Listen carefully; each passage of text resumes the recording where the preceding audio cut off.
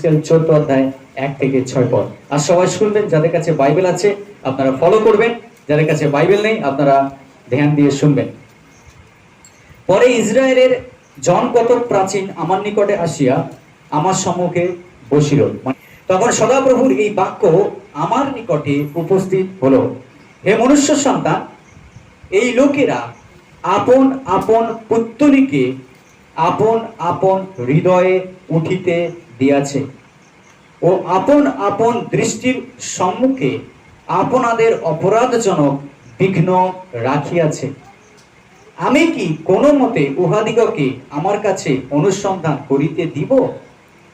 অতএব তুমি উহাদের সহিত আলাপ করিয়া উহাদিগকে বলো, মানে জিহিজকেল যেন লোকদেরকে বলে, প্রভু সদাপ্রভু এই কথা কহেন, ইসরায়েল কুলের যে কোনো ব্যক্তি আপন পুত্তলিকে, মানে পুতুল বা মূর্তি, আপন পুত্তলিকে হৃদয়ে উঠিতে দেয় ও আপন দৃষ্টির সম্মুখে আপনার অপরাধজনক বিঘ্ন রাখে এবং ভাববাদীর কাছে আসে, সেই ব্যক্তিকে আমি সদাপ্রভু তাহার পুত্তলিগণের বাহুল্যানুসারে তদ্বিষয়ে উত্তর দিব, যেন আমি ইসরায়েল কুলকে তাহাদের হৃদয়রূপ ফাঁদে ধরি।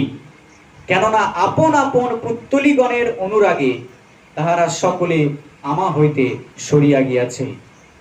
অতএব তুমি ইসরায়েল কুলকে বলো, প্রভু সদাপ্রভু এই কথা কহেন, তোমরা ফিরো, তোমাদের পুত্তলিগণ হইতে বিমুখ হও, তোমাদের সমস্ত ঘৃণার্য কার্য হইতে বিমুখ হও।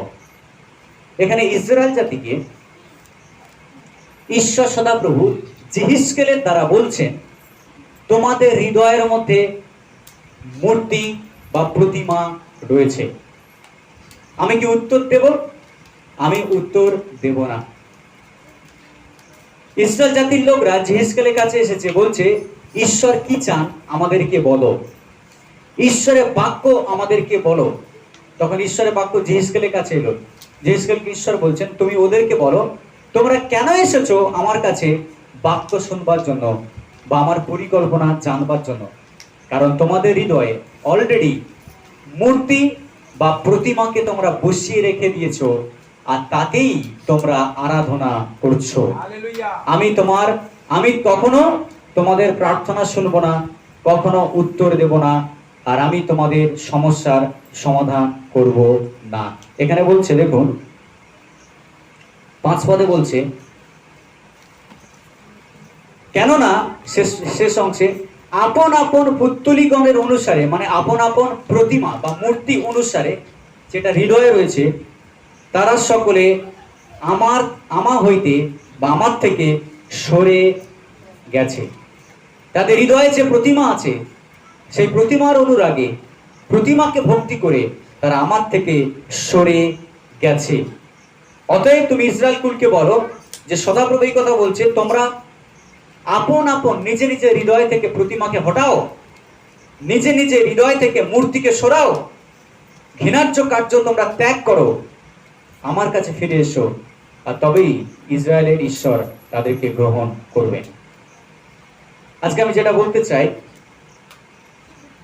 ইসরায়েল জাতির কাছে ঈশ্বর যে কথা বলেছেন, ডিরেক্টলি হয়তো সেটা আমাদের জন্য প্রযোজ্য নয়, কিন্তু আজ আমি বলতে চাই, ঈশ্বর পুরাতন নিয়মেও ইসরায়েল জাতিকে বলেছে, তোমাদের হৃদয়েও প্রতিমা আছে। আজ আমি বলতে চাই, আমরা অনেকে এখানে বসে আছি, কিন্তু আমাদের অনেকের হৃদয়ে আজকের প্রতিমা আছে। আমাদের হৃদয়ে আজও আমরা মূর্তিকে পূজা করছি। আজ আমি বলতে চাই, পুরাতন নিয়মে 10 আজ্ঞায় সেখানে প্রথমেই ঈশ্বর মূর্তি পূজার কথা মোশিকে বলেছেন যে আমার নিমিত্তে তোমরা খোদিত প্রতিমা নির্মাণ করিবে না, তার কাছে মাথা নত করিবে না, নত জানো হবে না। আর আমরা যখন যিশুকে বিশ্বাস করি, ধীরে ধীরে আমরা প্রতিমাকে ত্যাগ করে দিই, আমরা প্রতিমার আরাধনা করি না। কারণ নতুন নিয়ম প্রতিমার কথা বলে না, কারণ যারা ঈশ্বরের আরাধনা করে তারা সত্যে এবং আত্মায় ঈশ্বরের ভজনা করে। কিন্তু তবুও বাইবেল বলছে বিশ্বাসীদের জীবনে আজও প্রতিমা রয়েছে। হয়তো আজকের আপনি এখানে বসে আছেন, কিন্তু যখন আমি আজকে এই প্রচার শেষ করব, আপনি অনুভব করবেন যে আপনার জীবনেও হয়তো প্রতিমা আছে, আর সেটাকে সরিয়ে দেওয়া প্রয়োজন। আমি বলতে চাই আজকে বাহ্যিক যে প্রতিমার আরাধনা, আমরা অনেক সময় বলে থাকি মূর্তি পূজার কথা, আমিও মূর্তি পূজার কথা অনেক সময় বলেছি, কিন্তু অনেক সময় আমরা মনে করি যে আমি মূর্তিকে সরিয়ে দিচ্ছি আমার সামনে দিয়ে, তার মানে আমি সম্পূর্ণ ধার্মিক হয়ে গেছি। আমি মূর্তিকে পূজা করি না মানে আমি বিশ্বাসী। আমি মূর্তির সামনে মাথা নত করি না সেই জন্য আমি ঈশ্বরকে ভালোবাসি। এটা সম্পূর্ণ ভুল, সম্পূর্ণ ভুল এবং ডিসেপশন। আমি মূর্তিকে সরিয়ে দিয়েছি বলেই যে আমি ঈশ্বরকে আরাধনা করি বা ঈশ্বরকে ভালোবাসি, তা কখনো নয়। যীশু খ্রিস্ট আমাদেরকে যে প্রিন্সিপাল দিয়েছেন তার মধ্যে কোথাও মূর্তি পূজার কথা লেখা নেই। এই যীশু খ্রিস্ট আমাদেরকে যে প্রিন্সিপাল, তিনি আমাদেরকে যে পয়েন্টগুলো দিয়েছেন, তিনি আমাদেরকে যে শিক্ষা দিয়েছেন, তার মধ্যে তিনি আমাদেরকে দেখিয়েছেন যে বাহ্যিকভাবে আমরা হয়তো মূর্তি পূজা করি না, কিন্তু অন্তরে আমরা মূর্তিকে ধরে রেখে দিয়েছি। আর আজকে আমার প্রচারের মধ্যে আমি বলতে চাই যে আমাদের হৃদয়ের মূর্তিগুলো কি কি হতে পারে, যেগুলোকে আমরা অনেক সময় আমাদের ভিতরে রেখে দিই, আর ঈশ্বরের আরাধনা আমরা করতে পারি না। অনেক সময় ইসরায়েল জাতির লোকরা তারা মূর্তি, ইসরায়েল জাতির লোকরা তারা মূর্তি পূজা করতো না, কারণ তারা জিহুদি। কিন্তু তারা অনেক সময় মূর্তিকে অ্যাডপ্ট করেছে, বিভিন্ন পরজাতীয় থেকে মূর্তি পূজা শিখেছে, আর তার ফলে তারা সেই মূর্তিকে তাদের সঙ্গে তারা বহন করেছে। কিন্তু অনেক সময় মসি তাদেরকে শাসন করেছেন, ইসরায়েলের বিভিন্ন নেতা তাদেরকে শাসন করেছেন, বিভিন্ন রাজা উঠেছে, তারা মূর্তিগুলোকে ভেঙেছে, চুরেছে। এমনকি যোশীয়র কথা লেখা আছে, যোশীয় রাজা মূর্তিকে সম্পূর্ণ নাশ করেছে, দেশ থেকে তাড়িয়ে দিয়েছে, সমস্ত মূর্তি পূজারীকে তাদেরকে ধ্বংস করেছে, এবং আবার ঈশ্বরের আরাধনা পুনঃস্থাপন, ঈশ্বরের আরাধনাকে আবার পুনরায় স্থাপন করা হয়েছে, যেন তারা জিহোবা ঈশ্বরের আরাধনা করে।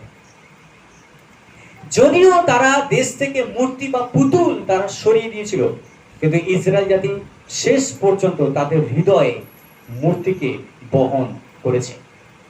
আর আজকে আপনি জানেন ইসরায়েল জাতি যিশুকে চেনে না, কেন জানেন? কারণ তারা এখনো তাদের হৃদয়ে মূর্তিকে পূজা করে। কি সেই মূর্তি তারা পূজা করে? তারা পূজা করে নিয়মের মূর্তিকে তাদের হৃদয়ে। তারা ভাবে যে নিয়ম পালন করার দ্বারা তারা উদ্ধার পাবে। তারা মনে করে যে মসিহকে আমরা যেরকম ভাবে দেখতে চাই সেরকম ভাবে মসিহকে আশ্চর্য কাজ করতে হবে, নাহলে আমরা বিশ্বাস করব না। কিন্তু পুরাতন নিয়মের সমস্ত ভবিষ্যৎবাণী পূর্ণ হয়ে গেছে যিশুর দ্বারা। আর কি বাকি আছে যিশুর করবার? কিন্তু কেন জিহুদি জাতির লোকরা যিশুকে বিশ্বাস করে না? কারণ তারা মনে করে, আর তাদের এই মনে করাটাই হচ্ছে তাদের কাছে মূর্তি। তারা মনে করে যে মসিহ হবে, যিশু মসিহ হতে পারে না, এটা তাদের ধারণা। আর তাদের ধারণাই তাদের কাছে বড় পাষাণ, তাদের ধারণাই তাদের কাছে বড় বাধা, তাদের ধারণাই তাদের কাছে মৃত্যুর সমান। তাদের ট্র্যাডিশন, তাদের চিন্তা ভাবনা তাদেরকে নরকে টেনে নিয়ে যাচ্ছে। আব্রাহামের সন্তানরাও আজকে নরকে যাচ্ছে, যারা যিশুকে বিশ্বাস করছে না। ইসরায়েল জাতির সন্তান আব্রাহামের সন্তান, আব্রাহাম, ইসাহাক এবং যাকবের সন্তান, কিন্তু তারা নরকে যাচ্ছে যারা যিশুকে বিশ্বাস করে না। কেন? কারণ তারা তাদের হৃদয়ে মূর্তিকে ধরে রেখে দিয়েছে। আমরা অনেক সময় মনে করি যে আমি তো মূর্তি সরিয়ে দিয়েছি, আমি ধার্মিক, আমি তো মূর্তি সরিয়ে দিয়েছি, আমি ঈশ্বরকে ভালোবাসি। ওটা একটা উদাহরণ যে আমি যিশুকে ভালোবাসি, মূর্তি সরিয়ে দেওয়া, কিন্তু ওটা আলটিমেট প্রমাণ নয় যে আমি যিশুকে ভালোবাসি। শুনছেন আমার কথা? মূর্তি সরিয়ে দেওয়া আলটিমেট প্রমাণ নয় যে আমি মূর্তি সরিয়ে দিয়েছি বলেই আমি যিশুকে ভালোবাসি। তাই আমি বলছি না যে মূর্তি রেখে দিয়ে যিশুকে ভালোবাসার কথা। আমি মূর্তি সরিয়ে দিয়েছি বা আমি প্রতিমার পূজা করি না, আমি পুতুলের আরাধনা করি না, আমি স্ট্যাচু বানিয়ে রাখি না বলেই যে আমি যিশুকে ভালোবাসি, তা নয়। যদি তা হতো তাহলে এখানে ঈশ্বর বলতেন না তোমাদের হৃদয়ে এখনো মূর্তি আছে, তোমরা হৃদয়ে প্রতিমাকে বহন করছো। তখন তাদের মধ্যে কোনো মূর্তি নেই, বাহ্যিকভাবে তারা কোনো প্রতিমা পূজা করছে না। কিন্তু ঈশ্বর জিসকেলকে বলছে তুমি বলো কেন তোমরা এসেছো? কারণ তোমাদের হৃদয়ে তোমরা মূর্তিকে বয়ে নিয়ে বেড়াচ্ছ। সেই মূর্তি নিয়ম হতে পারে, ট্র্যাডিশন হতে পারে, পরম্পরা হতে পারে, তাদের প্রথাগত চিন্তা হতে পারে, তাদের তৈরি করা সামাজিক প্রথা হতে পারে। যেটা মূর্তি তাদের কাছে, আর যেটা তাদেরকে বাধা দিচ্ছে ঈশ্বরের কাছে আসবার, আর সেটাই বাধা দিয়ে রেখেছে। তারা ঈশ্বরের আওয়াজকে শুনতে পাচ্ছে না, ঈশ্বরের পরিকল্পনাকে তারা জানেনি। প্রতিমা কি? এখানে যে প্রতিমার কথা বা মূর্তির কথা বলা হচ্ছে সেটা কি? বা মূর্তি পূজার কথা যেটা বলা হচ্ছে সেটা কি? মূর্তি বা প্রতিমা হলো সেটা যেটাকে সব থেকে বেশি প্রাধান্য দেওয়া হয়। আমাদের জীবনের মূর্তি সেটাই, আমাদের জীবনের প্রতিমা সেটাই, যেটাকে আমরা ঈশ্বরের উপরেও সব থেকে বেশি প্রাধান্য দিই। এমন কোন জিনিস আজকের বিশ্বাসীদের জীবনে আছে যেটাকে আমরা ঈশ্বরের থেকেও বেশি গুরুত্বপূর্ণ বলে মনে করি? সেটাই হচ্ছে আপনার প্রতিমা। আজকে আপনি জিজ্ঞেস করছেন, আমি তো মূর্তি পূজা করি না, তাই আমার মূর্তি কি হতে পারে? আজকের আপনার কাছে ঈশ্বর ছাড়া যেটা সব থেকে বেশি প্রাধান্য পায়, সারাদিন আপনি চিন্তা করুন আপনি কি করছেন, সারাদিনে আপনি চিন্তা করুন আপনি কোথায় যাচ্ছেন, আপনার প্রায়োরিটি কি? আমি কোন জিনিসটাকে সব থেকে বেশি প্রাধান্য দিচ্ছি আমার জীবনে? সারাদিন সারাদিন আমি কোনটাকে নিয়ে বেশি চিন্তা করছি, সেটাই আমার জীবনের মূর্তি। যদি ঈশ্বর ছাড়া সেটাই আপনার জীবনের প্রধান কারণ হয়, সেটাই আপনার জীবনের মূর্তি। সেটা বাড়ির খাওয়া দাওয়া হতে পারে, শুধু পরিবারও হতে পারে, নিজের জব সেটাও একটা প্রতিমা হতে পারে।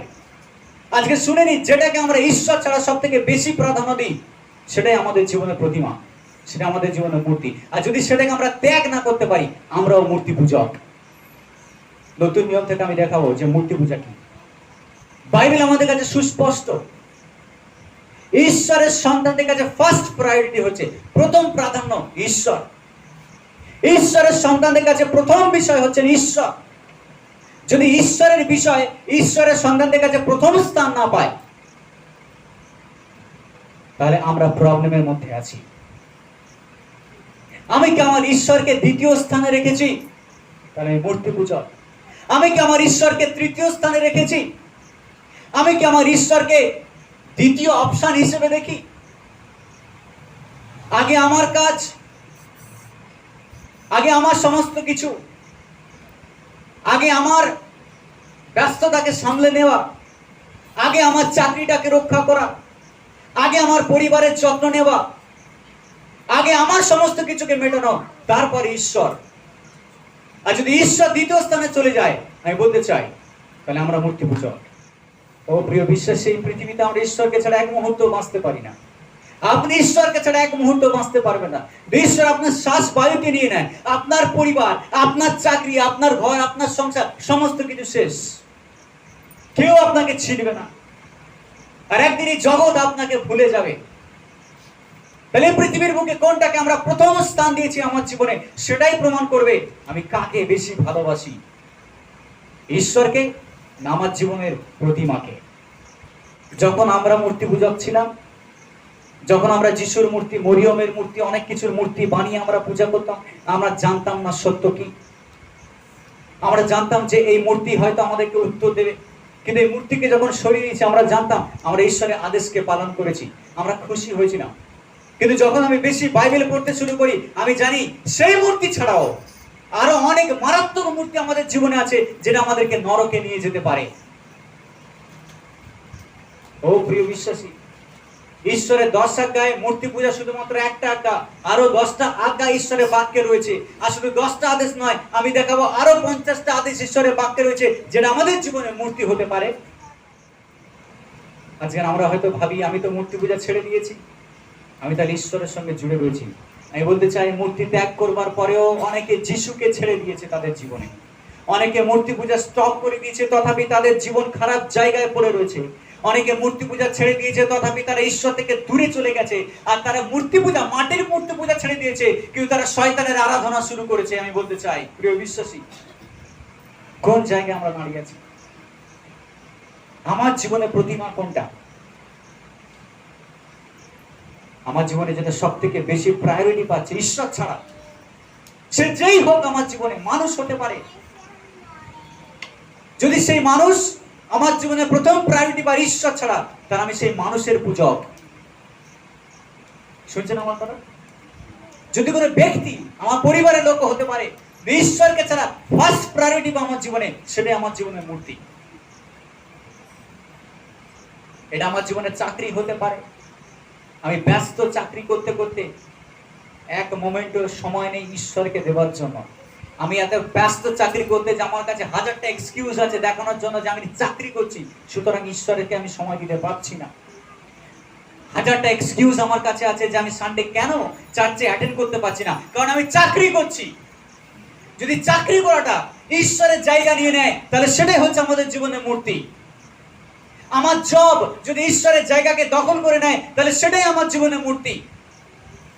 আজকে ঈশ্বর আমাদেরকে ওয়ার্নিং দিচ্ছেন সেই মূর্তি পূজা থেকে মন ফেরানোর। হালেলুয়া। এটা ঘর হতে পারে, এটা সম্পত্তি হতে পারে, এটা আপনার জীবনের টাকা পয়সা, অথবা আপনার শিক্ষাও হতে পারে আপনার জীবনের মূর্তি। আমি পড়াশোনায় ব্যস্ত, আপনি জানেন বাবা মা সন্তানদেরকে মূর্তি পূজা করে তোলে। এটা শুনতে খুব অড লাগছে, কিভাবে? আমি বলছি, যখন বাবা মা সন্তানদেরকে শেখায় না যে রবিবার চার্চ অ্যাটেন্ড করতে হয়, কিংবা সোমবার বাইবেল স্টাডি অথবা প্রার্থনা সভায় আসতে হয়, অথবা মিড উইকে অ্যাটলিস্ট বসে বাড়িতে প্রার্থনা করতে হয়, অথবা প্রতিদিন সন্ধ্যেবেলা বাড়িতে বসে একসঙ্গে ফেলোশিপ করতে হয়, যদি বাবা মা সন্তানদেরকে না শেখায়, অথচ সন্তানদেরকে বলছে পড়াশোনা কর, বড় হো, শিক্ষিত হো, 10টা টিচার, খেলবার সময় নেই, পড়াশোনা পড়াশোনা পড়াশোনা, ঈশ্বরকে দেওয়ার মতো সময় নেই। আমি বলতে চাই, সেই বাবা মা ধীরে ধীরে ধীরে ধীরে সন্তানদেরকে মূর্তি পূজক করে তুলছে। তারা যখন বড় হবে, বাইবেলে লেখা রয়েছে, যেহেতু তারা সন্তানদেরকে শেখায়নি, যেহেতু তারা সন্তানদেরকে ঈশ্বর ভয় শেখায়নি, তারা যখন বড় হবে তারা ঈশ্বর বিদ্বেষী এবং ঈশ্বর অবমাননাকারী তৈরি হবে তাদের জীবনে। সমস্ত শিক্ষা পাওয়ার পরেও, ভালো চাকরি পাওয়ার পরেও তাদের আত্মার কোনো সিকিউরিটি বাবা মা দিতে পারলো না এই পৃথিবীর বুকে। আর যখন তারা বড় হয়, যেহেতু তারা মোরালিটি শেখেনি, যেহেতু তারা শেখেনি যে বাবা মাকে ভালোবাসতে হয়, যেহেতু ঈশ্বরের বাক্য তাদেরকে দেওয়া হয়নি, বাবা মা বৃদ্ধাশ্রমে গিয়ে শেষ আশ্রয় নেয়। এটা তাদের ভুল, কারণ তারা সন্তানদেরকে ঈশ্বরের শিক্ষায় শিক্ষিত করে তোলে। আমি বলতে চাই, ঈশ্বরের সন্তানরা, বাবা মারা যদি ঈশ্বরের সন্তানদেরকে যদি বাইবেল পড়া শুরু করে, শিক্ষা দিতে শুরু করে, ঈশ্বরের বাক্য তাদের সামনে যদি পড়ে শোনায়, সেই সন্তান যখন বড়, আমি বলতে চাই সেই সন্তান নত হয়ে বাবা মার সেবা করবে, বাবা মার যত্ন নেবে। হালেলুয়া। এমন কোন মানুষ নেই যে বাইবেলের শিক্ষা শিক্ষিত হয়েছে আর বাবা মাকে অনাদর করে। গ্যারান্টি বের করে দেখান। এই পৃথিবী বুকে এমন কোন সন্তান নেই যারা চার্চে কাছে রেগুলার, ঈশ্বরের সঙ্গে সম্পর্ক আছে, ঈশ্বরকে ভালোবাসে, কিন্তু বাবা মাকে ঘৃণা করে, এমন কোন সন্তান নেই। আমরা এই বাবা মারা সন্তানদেরকে মূর্তি পূজক বানিয়ে দিই। তারা হয়তো প্রতিমার পূজা করে না, কিন্তু তারা শিক্ষার পূজা করে, তারা অহংকারের পূজা করে, তারা তাদের এডুকেশনের পূজা করে, তারা তাদের পোটেনশিয়াল, তাদের ক্ষমতার পূজা করে। কারণ আমরাই তাদেরকে ঈশ্বরের কাছে নিয়ে আসেনি, তারা নত হতে শেখেনি ঈশ্বরের সামনে। বিশ্বাসী কোন জায়গায় আমরা দাঁড়িয়ে আছি? এই ধরনের প্রচার হয়তো আপনি আগে শোনেননি। আপনি হয়তো ভেবেছেন শুধু মূর্তি পূজা করি না বলে আমি মূর্তি পূজক নই। না প্রিয় বিশ্বাসী, আজ আমি বলতে চাই, আমি ঈশ্বরের বাক্য পূজা প্রচার করি, কিন্তু প্রতিনিয়ত ঈশ্বর আমাকে স্মরণ করে দেন আমি কোন জায়গায় দাঁড়িয়ে আছি। আমি কি সেই মূর্তি পূজক? আমার জীবনে অনেক মূর্তি ছিল, আর এখনো যখন আমি ঈশ্বরের সামনে বসি, যখন আমি হাঁটু গাড়ি, আমি চিন্তা করি, প্রভু আমাকে তুমি দেখাও কোন মূর্তি আজকে আমি ধরে রেখে দিয়েছি। ও ঈশ্বর আমাকে সাহায্য করেন।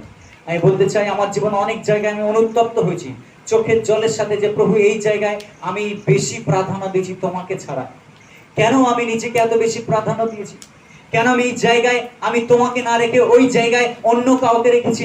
কেন আমি মূর্তি পূজা করেছি? আমি অনুতপ্ত হয়েছি। আমি বলতে চাই, আজও যখন আমি বসি প্রার্থনায়, এখনো যখন আমি বসি প্রার্থনায়, আমি চিন্তা করি আমার জীবনে কি কি মূর্তি আছে, আমি কোনটাকে প্রাধান্য দিয়েছি সারা দিনে, আমি কোনটাকে বেশি প্রায়োরিটি দিয়েছি, সারা সপ্তাহে আমি কোনটাকে বেশি প্রায়োরিটি দিয়েছি, সারা মাসে আমি কোনটাকে বেশি প্রায়োরিটি দিয়েছি, বছরের শেষে এসেও আমি চিন্তা করি সারা বছর আমি কোনটাকে বেশি প্রাধান্য দিয়েছি। যদি ঈশ্বরের সঙ্গে আমাদের সম্পর্ক প্রথম স্থান না পায়, তাহলে আমাদের সম্পর্ক ঈশ্বরের সঙ্গে কখনো ঠিক নেই। হালেলুয়া। ঈশ্বরের সঙ্গে আমাদের সম্পর্ক প্রথম স্থান না পায়, তাহলে কোনো একটা জায়গায় আমাদের জীবনে প্রবলেম রয়েছে। আসলে নতুন নিয়মে কিছু মূর্তি পূজার বিষয় দেখি কি বলছে। কলসীয় তার 3:5 কলসীয় তার 3:5 অতএব তোমরা পৃথিবীতে আপন আপন অঙ্গ সকল, শুনবেন, অতএব তোমরা পৃথিবীতে নিজের নিজের অঙ্গ সকল মৃত্যুস্বাদ করো, যথা বেশ্যাগমন, অসুচিতা, মোহ, কুঅভিলাষ এবং লোভ, এ তো মূর্তি পূজা। তোমরা নিজের নিজের অঙ্গ সকল, অর্থাৎ নিজের নিজের দেহকে তোমরা মৃত্যুর মতো করো, যেন কোনো সাড়া নেই এরকম করো, যেন কোনো চার নেই এরকম করো, যেন কোনো প্রাণ নেই এরকম করো। আমাদের দেহকে যেন আমরা বশে রাখি, আমাদের দেহকে যেন আমরা বাঁধতে শিখি, আমাদের দেহকে যেন আমরা নিজেদের মধ্যে রাখার চেষ্টা করি, বশে রাখার চেষ্টা করি। কারণ এখানে বলছে বেশ্যাগমন, অসুচিতা, মোহ, কুঅভিলাষ এবং লোভ, এ তো মূর্তি পূজা। যদি এই জিনিসগুলো আমাদের জীবনে থাকে, বেশ্যাগমন, যদি জিনিসগুলো আমাদের জীবনে থাকে, ব্যভিচার, অসুচিতা, অসুচিতা মানে মানসিক অসুচিতা, নৈতিক শারীরিক অসুচিতা, যে কোনো রকম অসুচিতা, মোহ, কুঅভিলাষ, খারাপ অভিলাষ এবং লোভ, যে কোনো প্রকার লোভ যদি আমাদের জীবনে থাকে, তাহলে সেইগুলো আমাদের জীবনের মূর্তি। এবার চিন্তা করুন, কতবার আমরা মূর্তি পূজা করেছি, কতবার আমরা এই মূর্তিগুলোকে আমাদের জীবনে দেখতে পেয়েছি। আমাকে বলতে হবে না, আমাকে বলতে হবে না যে আমাদের জীবনে কি কি মূর্তি, আপনার জীবনে কি কি মূর্তি আপনি দেখেছেন। আপনি যদি নিজেই আপনার জীবনের দিকে তাকিয়ে দেখেন, তাহলে হয়তো এই ধরনের মূর্তিগুলো আমাদের জীবনে ছিল অথবা এখনো আছে। প্রবিশ্বাসী কোন জায়গায় দাঁড়িয়ে আছি আমি, আমার জীবনে কি এই মূর্তিগুলো আছে? ও আপনি হয়তো ভাবছেন না না না, এই কোনোটাই আমার মধ্যে নেই। আমি বলবো বারবার চিন্তা করুন, ঈশ্বরের কাছে আসুন। বাইবেল এই কথা বলছে, যদি আমরা আপন আপন পাপ স্বীকার করি, প্রথম যোহনে 1:9, তাহলে তিনি বিশ্বস্ত ও ধার্মিক, সুতরাং আমাদের পাপ তিনি ক্ষমা করবেন। হালেলুয়া। যদি আমরা নিজের নিজের পাপ স্বীকার করি, যীশু খ্রিস্ট বিশ্বস্ত, তিনি ছিলেন, আজও আছেন এবং থাকবেন, তিনি ধার্মিক, সুতরাং তিনি আমাদের পাপ ক্ষমা করবেন। কিন্তু আমাদেরকে আমাদের পাপ স্বীকার করতে হবে। যদি আমরা স্বীকার না করি, তাহলে ক্ষমা আমরা পাবো না। এই সমস্ত মূর্তি থেকে বাঁচবার জন্য আজই আমাদেরকে ডিসিশন নিতে হবে, আমাদেরকে ঈশ্বরের কাছে আসতে হবে, আমাদেরকে নত হতে হবে, আমাদেরকে স্বীকার করতে হবে যে প্রভু, হ্যাঁ এই মূর্তি আমার জীবনে ছিল, এই মূর্তি আমার জীবনে আছে, এই মূর্তি এখন আমি রেখে দিয়েছি, এই মূর্তি আমাকে ছাড়তে চাইছে না, আমি এই মূর্তিকে ছাড়তে চাইছি, কিন্তু এই মূর্তি, এই প্রতিমা আমাকে ছাড়তে চাইছে না। আমি স্বীকার করি তোমার কাছে, তুমি আমাকে ক্ষমা করো। আমি বলছি আপনার জীবন থেকে মূর্তি চিরতরে বিদায় নেবে। হালেলুয়া। এটা আনন্দের বিষয় যে আমাদের জীবন থেকে মূর্তি চিরতরে বিদায় নেবে। এই প্রতিমাকে আমাদেরকে আর পূজা করতে হবে না। এই প্রতিমা শয়তানের প্রতিমা আমাদেরকে দিয়েছে, কিন্তু আমরা এই প্রতিমার পূজক নই। শুধুমাত্র মাটির মূর্তি পূজা করি না বলে যে আমরা মূর্তি পূজক নই তা নয়। যদি সেই মূর্তি এখন আমাদের জীবনে থেকে থাকে, তাহলে আজই যিশুর রক্তে শুচি হয়ে আজই বলুন, প্রভু এই জীবন থেকে, আমার হৃদয় থেকে, আমার মন থেকে যে মূর্তি ইসরায়েলের মধ্যে ছিল, সেই একই মূর্তি আমার মধ্যে আছে, আমি সেটাকে ত্যাগ করলাম চিরতরে। হালেলুয়া। সেই মূর্তি আজকের আপনাকে ঈশ্বরের কাছে আসা থেকে বাধা দিতে পারে। ওই মূর্তিগুলো এত খারাপ যেটা আপনার জীবনে ঈশ্বরের পরিকল্পনাকে নষ্ট করে দিতে পারে। আপনি জানতে পারবেন না ঈশ্বর কি চান আপনার জীবনে। আপনি চাইলেও ঈশ্বরের কাছে আসতে পারবেন না, আপনি চাইলেও প্রার্থনা করতে পারবেন না, আপনি চাইলেও বসতে পারবেন না ঈশ্বরের সামনে, আপনি চাইলেও বুঝতে পারবেন না ঈশ্বরের বাক্য আপনাকে কি বলছে। যতক্ষণ এই মূর্তি আমাদের জীবনে আছে, ততক্ষণ পর্যন্ত ঈশ্বর থেকে আমাদের একটা গ্যাপ সেপারেশন, পার্থক্য রয়েছে। জীবনের এই সমস্ত মূর্তিগুলোকে আজকের আমাদেরকে বাদ দিতে হবে। এই সমস্ত মূর্তি, প্রতিমা বা আইডল যখন আমাদের জীবনকে অধিকার করে রাখে, ঈশ্বরের আশীর্বাদ আমাদের জীবনে আসবে না। ঈশ্বরের আশীর্বাদ আমাদের জীবনে ব্লক হয়ে থাকবে। ঈশ্বরের আশীর্বাদ আমাদের জীবনকে আমাদের জীবনে বাধা স্বরূপ হয়ে থাকবে। ঈশ্বরের আশীর্বাদ আসতে পারবে না। ঈশ্বর চান আমাদেরকে আশীর্বাদ করতে, কিন্তু মূর্তি যদি আমাদের জীবনে আমাদের রেখে দিই, এই হৃদয় যদি মূর্তি থাকে, তাহলে সেই হৃদয় সিংহাসনে যিশুর স্থান কখনো থাকতে পারে না। অনেক সময় ইয়াং ছেলেদের কাছে স্পোর্টস অনেক বেশি প্রাধান্য পায়, খেলাধুলা অনেক বেশি প্রাধান্য পায়। আমি শুনেছি ইয়াং ছেলেরা তারা চার্চ মিস করে খেলতে চলে যায়। এমনকি দুঃখের বিষয়ে পাস্টারের সন্তানরাও আজকাল সানডে চার্চ মিস করে তারা খেলতে চলে যায়। খেলা, স্পোর্টস তাদের কাছে এত বেশি প্রাধান্য পায় যে তারা চার্চও ক্যান্সেল করে, বাইবেল স্টাডি ক্যান্সেল করে, তাদের কাছে কোনো প্রাধান্য পায় না। কিন্তু একজনের গল্প আমি বলি ছোট করে, এরিক লিডল, শুনে রাখুন।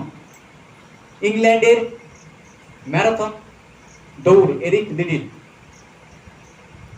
তিনি অলিম্পিক চ্যাম্পিয়ন। আর যখন সেই অলিম্পিক চীন দেশে যখন পড়ে, ফাইনাল রাউন্ড তাকে খেলতে হবে, সারা দেশ ভেবেছে যে এরিক লিডল গোল্ডেন প্রাইজ নিয়ে আসবে, গোল্ডেন মেডেল, সে ফার্স্ট হতে চলেছে ম্যারাথনে। কিন্তু এরিক লিডল যিশুকে বিশ্বাস করে, সে চার্চ মিস করে না। তার ফাইনাল ডে, যেদিন রেস করবে, ফাইনাল দিন রবিবার পড়েছে।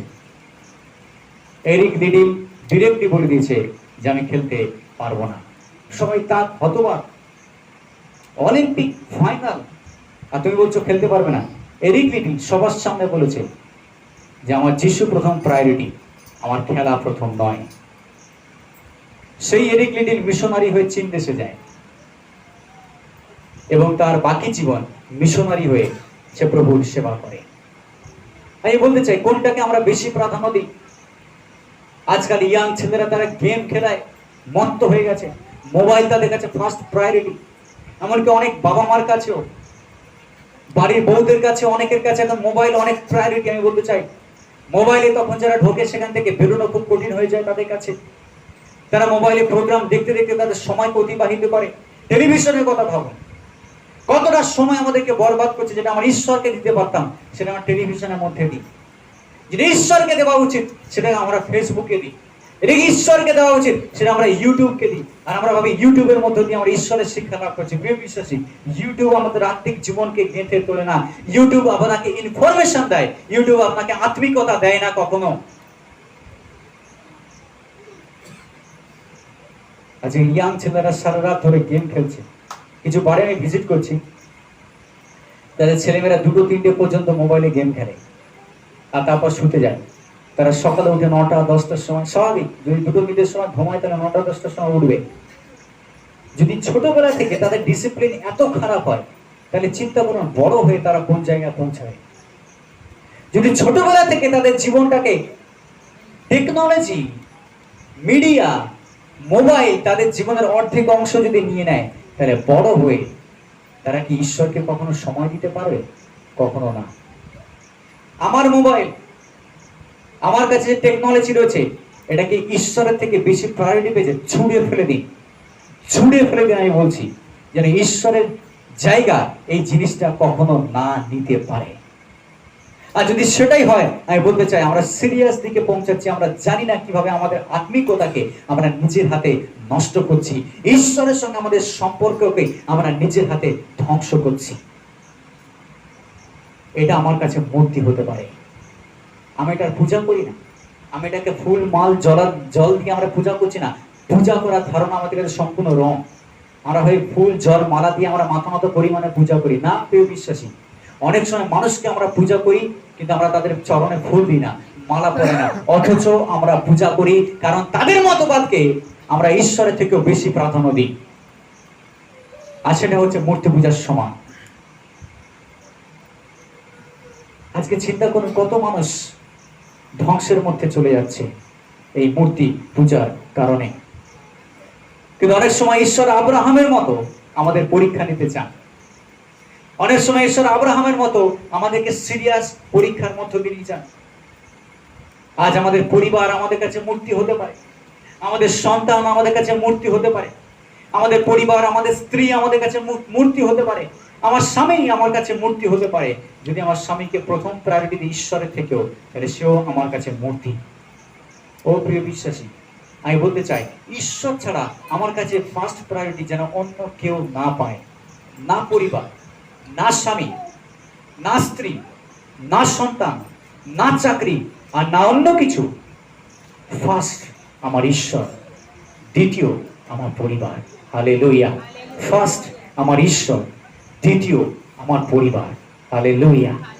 ও আমি সম্পর্কের কথা বলছি, আমি প্র্যাকটিক্যাল মিনিস্ট্রির কথা বলছি না, আমি বলছি না মিনিস্ট্রির কথা, বাইরে গিয়ে প্রচারের কথা বলছি না, আমি সম্পর্কের কথা বলছি। আমি কি রিলেশনশিপ ঈশ্বরের সাথে মেনটেন করছি? এটা পার্সোনাল সম্পর্ক। যখন আপনি মিনিস্ট্রি করছেন, এটা পার্সোনাল নয়, এটা আপনি অন্যকে দিচ্ছেন। আমি পার্সোনাল রিলেশনশিপের কথা বলছি।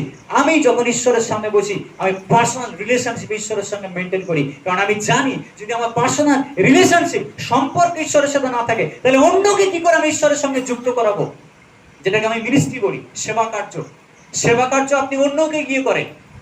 সেবা কার্য মানে অন্যকে গিয়ে সুসমাচার শোনাই, অন্যের জন্য প্রার্থনা করি। আমি কখনো অন্যের জন্য প্রার্থনা করতে পারবো না যদি আমি আগে নিজের জন্য প্রার্থনা না করি আর ঈশ্বরের সঙ্গে আমার সম্পর্ক না থাকে। হালেলুয়া।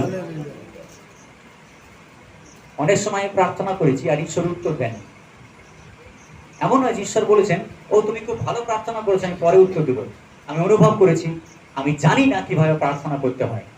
অনেক সময় প্রার্থনা করেছি এবং ঈশ্বর উত্তর দেননি, আর আমি দেখেছি যে আমি লজ্জিত হয়েছি যখন আমি বুঝেছি যে আমি প্রার্থনা করেছি জেনুইন হৃদয় নিয়ে নয়। আমি প্রার্থনা করেছি ঈশ্বরের সামনে, কিন্তু ক্যাজুয়ালি প্রার্থনা করেছি, আর সেদিন ঈশ্বর উত্তর দেয়নি। আমি বলতে চাই অনেক সময় আমরা ভাবি যে আমরা লাফিয়ে লাফিয়ে এসে প্রার্থনা করে চলে যাবো আর ঈশ্বর আমাদের উত্তর দিয়ে দিবেন। ও প্রিয় বিশ্বাসী, যদি ঈশ্বরের সামনে আমরা নত হতে না জানি, তাহলে ঈশ্বরের থেকে আমরা গ্রহণ করতেও পারবো না কখনো। যদি ঈশ্বরের সামনে আমরা না জানি কিভাবে নিজেকে ভাঙতে হয়, তাহলে কখনো ঈশ্বরের থেকে আমরা আশীর্বাদকে গ্রহণও করতে পারবো না। ঈশ্বর দিয়ে দিয়েছেন, কিন্তু আপনার আমার আশীর্বাদকে ধারণ করবার ক্ষমতা নেই, কারণ আমরা নিজেদেরকে ভাঙিনি, আমাদের মধ্যে অহংকার আছে। এই অহংকার বড় খারাপ জিনিস। যতক্ষণ ঈশ্বরের সামনে নিজেকে ভাঙবেন, ঈশ্বর কখনো আপনাকে ব্যবহার করবেন না। কিন্তু যখন আমি নিজেকে ঈশ্বরের সামনে ভেঙেছি, আমাকে ঈশ্বরকে বলবার আগেই ঈশ্বর উত্তর দিয়ে দিয়েছেন। হালেলুয়া। ও আমাদের ঈশ্বর জেনুইন। আমরা সবসময় মনে করি যে ঈশ্বর বাহ্যিক দিকটা দেখেন। কত ভুল ধারণা আমাদের। ঈশ্বর বাহ্যিক দিক দেখেন না, ঈশ্বর ভেতরেরটা দেখেন। ঈশ্বর ভেতরের দিকটা দেখেন বলেই আজকের আমরা মূর্তি পূজক থেকে ঈশ্বরের সন্তানে পরিণত হয়েছি। যদি ঈশ্বর ভেতরের দিকটা না দেখতেন, তাহলে ঈশ্বর আমাদেরকে ছেড়ে দিতেন এই বলে, তুই মূর্তি পূজা করিস, তুই মর। ঈশ্বর আমাদেরকে বাঁচিয়েছেন। আমি বলতে চাই, ঈশ্বর হাজার হাজার মানুষকে রক্ষা করছে যারা কখনো যিশুকে চিনত না, কখনো যিশুকে সম্মান দেয়নি, কখনো যিশুর আরাধনা করেনি, কিন্তু এক মোমেন্টে যখন তারা নিজেকে ভেঙেছে ঈশ্বরের সামনে, ঈশ্বর তাদেরকে সন্তান হবার অধিকার দিয়েছেন। হালেলুয়া। আমি বলেছি আগে, বইটার নাম হচ্ছে হেভেনলি ম্যান, স্বর্গীয় মানুষ। আপনি সেই স্বর্গীয় মানুষকে যখন চিনে, সেই লোকটাকে, ব্রাদার ইয়নকে যখন ধরে নিয়ে যাওয়া হতো, এত অত্যাচার করা হয়েছে যে সে শুধু যিশুকে বিশ্বাস করেছে বলে তাকে লাথি মেরে জিজ্ঞেস করা হতো, তুই যিশুকে বিশ্বাস করিস? অন্য কয়েদিদেরকে বলা হতো, ওকে ধরে ফেলে দে, ওখানে মেরে ফেল, আর ওর উপরে পিচ্ছাপ কর। তাকে জেলের মধ্যে ধরে রাখা হতো এবং তার উপরে টয়লেট করা হতো। দিন প্রতিদিন নির্যাতন তার উপরে করা হতো যিশুকে বিশ্বাস করার জন্য। কিন্তু সেই ইউন বলছে, ব্রাদার ইউন, যখন সে পাশ্চাত্য দেশে যায়, সেখানে গিয়ে সাক্ষ্য দিচ্ছে, সে বলছে, আমি এক মুহূর্তের জন্য আমার হৃদয় থেকে অভিশাপ বের করিনি, আমি এক মুহূর্তের জন্য তাদের উপর আমি ঘৃণা করিনি, কারণ আমি জানি এই সমস্ত কিছু যিশু খ্রিস্টের আশীর্বাদ আমার জন্য। হালেলুয়া।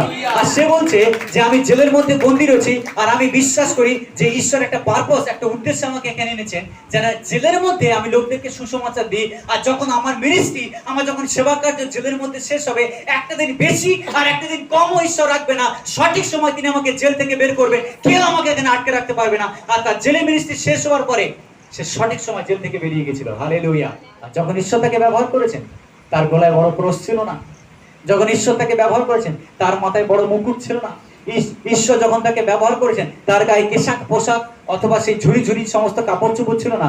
যখন ঈশ্বর তাকে ব্যবহার করেছেন, সে ছিল উলঙ্গ, আর ঈশ্বর তাকে তথাপি ব্যবহার করেছেন। আর ঈশ্বর পৌলকেও ঠিক একই রকম ব্যবহার করেছেন। পৌল বলছে, আমি উলঙ্গ পড়েছিলাম, আমি চেনের মধ্যে ছিলাম, আমি আমি আমি যাতনার মধ্যে ছিলাম, আমি কষ্টের মধ্যে ছিলাম, কিন্তু ঈশ্বরের সুসমাচার উন্মুক্ত ছিল। যখন আমি তাড়িত হয়েছি, ঈশ্বরের সুসমাচার প্রচারিত হয়েছে। হালেলুয়া। ও প্রিয় বিশ্বাসী, ঈশ্বর আমাদেরকে আমাদের ভালো পরিস্থিতিতে যতটা না ব্যবহার করেন, আমাদের খারাপ অবস্থায় ঈশ্বর আমাদেরকে দিয়ে আরো তার থেকে দ্বিগুণ কাজ করাতে চান। আর আমি বলতে চাই, ঈশ্বরের সন্তানদের জীবনের ফল যতটা না ভালো অবস্থা আমরা উৎপন্ন করতে পারি, তার থেকে বেশি খারাপ অবস্থায় আমরা ঈশ্বরের জন্য আরো ফল উৎপন্ন করতে পারি। হালেলুয়া। খ্রিস্ট বিশ্বাসীরা বৃদ্ধি পেয়েছে ভালো অবস্থায় নয়। খ্রিস্ট বিশ্বাসীরা সবসময় বৃদ্ধি পেয়েছে যখন তাদের উপরে অত্যাচার, তাড়না এবং মৃত্যু এসেছে। হালেলুয়া। যীশু খ্রিস্ট ক্রুশের উপর থেকে ঝুলেছিলেন, আর তিনি পাপ ক্ষমা করেছেন। তিনি অর্ধনগ্ন অবস্থায় আমাদের পাপকে ক্ষমা করেছেন। আমরা অনেক সময় বাইরের দিক থেকে বিচার করি, কিন্তু ঈশ্বর হৃদয় দেখে বিচার করেন। আর তিনি আজকে আমাদের হৃদয়ের দিকে দেখছেন। এই হৃদয়, আপনার হৃদয়, আমার হৃদয় কোন মূর্তি আছে কিনা। ঈশ্বর আব্রাহামকে বলছে, আব্রাহাম আমি তোমাকে একটা সন্তান দেব। আর ঈশ্বর আব্রাহামকে সন্তান দিয়েছে। আব্রাহাম অনেক আনন্দিত, আব্রাহাম অনেক খুশি, সারা অনেক খুশি। তারা এত ব্যস্ত হয়ে গেছে সন্তানকে নিয়ে যে তারা ভুলে গেছে যে ঈশ্বর তাকে দিয়েছেন। আর ঈশ্বর আব্রাহামকে, আব্রাহাম তোমার যে পুত্র সন্তান আমি তোমাকে দিয়েছি, তোমার একজাত সন্তানকে তুমি আমাকে দিয়ে দাও। আপনি চিন্তা করতে পারছেন আব্রাহামের হৃদয়ে তখন কি হলো? যে সন্তান ঈশ্বর দিয়েছেন, সে সন্তান ঈশ্বর চেয়ে নিয়েছেন। মানে আব্রাহাম শোনা মাত্র শক হয়ে গেছে যে ঈশ্বর আমার সন্তানকে চেয়ে নিচ্ছে, তাও বলে দিতে বলছেন আমাকে। আব্রাহাম বিশ্বাস করেছিল যে, আব্রাহামে তখন ভুল ভেঙেছিল, আমি বলতে চাই, অথবা ঘুম ভেঙেছে যে এই সন্তান তার কাছে ঈশ্বরের জায়গা নিয়ে নিয়েছে। ইসাহাক আব্রাহামের জীবনে ঈশ্বরের জায়গাকে নিয়ে নিয়েছে। সেদিন ঈশ্বর আব্রাহামকে বলছে, আব্রাহাম তুমি ইসাহাককে দিয়ে দাও আমাকে, কারণ ওই জায়গা আমার, ওই জায়গা ইসাহাকের নয়। আব্রাহাম রাজি হয়েছিল। আব্রাহাম বুঝতে পেরেছে যে ঈশ্বর কি বলতে চাইছেন। আব্রাহাম বলছে, ঈশ্বর আমি তোমাকে দেব। 3 দিনের পথ আব্রাহাম যাওয়ার পরে তার নিজের সন্তানকে সে বলি দিতে তৈরি ছিল। আজকের আমাদের জীবনে যদি ইসাহাক থাকে, সেই ইসাহাক যদি ঈশ্বরের জায়গা নিয়ে নেয়, আমি বলতে চাই ঈশ্বর সেই ইসাহাককে আপনার জীবন থেকে সরিয়ে দেবেন একদিন। হয় নিজে থেকে সরান, নাহলে ঈশ্বর আপনাকে সরিয়ে দেবেন, সেই ইসাহাককে সরিয়ে দেবেন আপনার জীবন থেকে। আর যদি আপনি তৈরি না থাকেন, তাহলে আপনি নিজে হারিয়ে যাবেন ঈশ্বর থেকে চিরকালের জন্য। ইসাহাক যদি আপনার জীবনে থাকে আব্রাহামের মতো, তাহলে ঈশ্বর বলছেন আপনাকে, তুমি তোমার জীবন থেকে ইসাহাককে সরিয়ে দাও, ওই জায়গা আমার। ঈশ্বরকে আপনি ইসাহাকের জায়গায় রাখুন। আমি বলতে চাই ঈশ্বর আপনাকেও বাঁচাবে, আপনার ইসাহাকও ঠিক থাকবে, এবং ঈশ্বরের সঙ্গে সম্পর্ক চিরস্থায়ী হবে। Hallelujah, hallelujah. ও ঈশ্বর পরীক্ষা নিচ্ছেন আব্রাহামের। তিনি সত্যিকারে বলি দিতে বলছেন না। তিনি যদিও বলেছেন বলি দিতে, ঈশ্বর জানতেন তিনি রক্ষা করবেন ইসাহাককে, তিনি বলি হতে দেবেন না। কিন্তু আব্রাহামকে ঈশ্বর পরীক্ষা করেছেন, আর আব্রাহাম এই পরীক্ষায় পাস করেছে, এটা প্রমাণ করে যে সে ঈশ্বরকে প্রথম প্রায়োরিটি দেয় তার জীবনে।